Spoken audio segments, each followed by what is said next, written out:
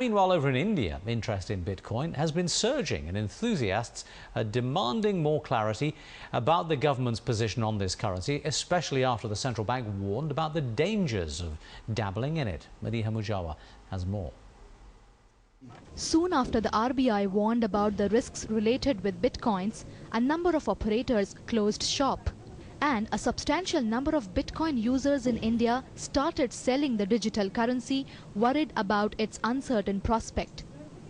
But the die-hard enthusiasts aren't walking away until they get more clarity from the government over the future of the currency. As of now, we are trying to approach the authorities in every possible way to have them give a more clearer definition of what they are trying to say. The government is still not saying Bitcoin is a legal tender or any kind of legal form. They are just keeping it in the grey area. Virtual currencies are highly volatile, and given a large part of India is still poor in financial literacy, the country could be more vulnerable to open risks like loss of money, breach of law or money laundering. Some say the first step is education. Bitcoins are per se the most secure system, one of the most, because it's decentralized, even more secure than your banking servers. So the problem is not the security of the Bitcoin network, the issue is with human errors and how do you rectify the human errors. And the way the system stands is putting the onus on the receiver and the sender to get it right.